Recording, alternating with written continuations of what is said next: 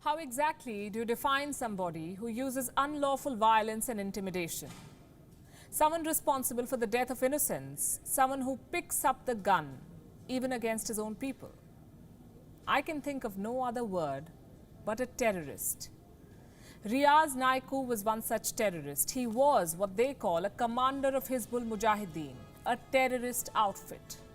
He became a commander after the killing of Zakir Musa, a terrorist. He was a close associate of Burhan Wani, a terrorist. He had the support of the Pakistani deep state, a terror launchpad. He was responsible for the martyrdom of 5 brave hearts of the Indian security forces, an act of terror.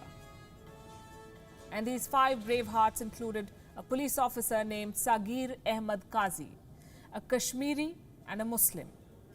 Riaz Naiku's terrorism knew no religion or sense of identity. He was a terrorist who has now been gunned down. These are some facts. But why am I telling you all these facts tonight? Because some news organizations seem to be facing a definitional problem in describing this terrorist. For them, Riaz Naiku was a militant, not a terrorist. It started with a news agency that takes pride in only giving out the facts, Reuters. Do you know what the Reuters headline read? Indian troops kill maths teacher turned rebel commander. Most media organizations in India and abroad followed suit. They carried similar reports, articles aiming at humanizing this terrorist, opinion pieces aimed at justifying Riaz Naiku's crimes, editorials that provided excuses for his acts of terror. Some even pinned the blame on the Indian forces for Riaz Naiku embracing terrorism. To these media organizations, I want to say this: describing Riaz Naiku in humanizing terms will not whitewash the sins he committed. The man they call a maths teacher turned rebel commander was and will always be a terrorist, just like Osama bin Laden, the mastermind of the 9/11 terror attacks, the worst terror attack in American history. Will they call Osama bin Laden an engineer?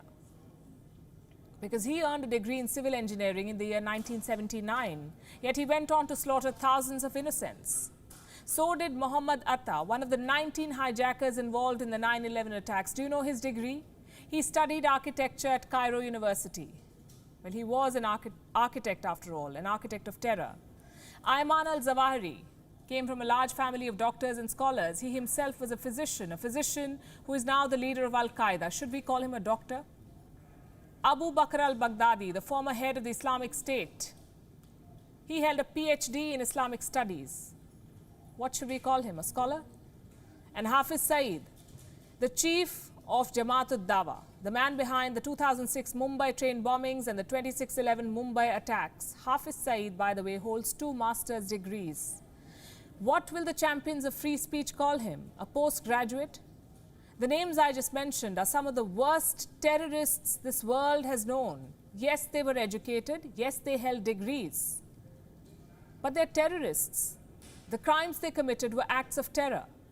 So we face no definitional problem in describing any of them. Let us leave no doubt about this. Be it Osama bin Laden, Hafiz Saeed or Riaz Naiku. Call a terrorist a terrorist.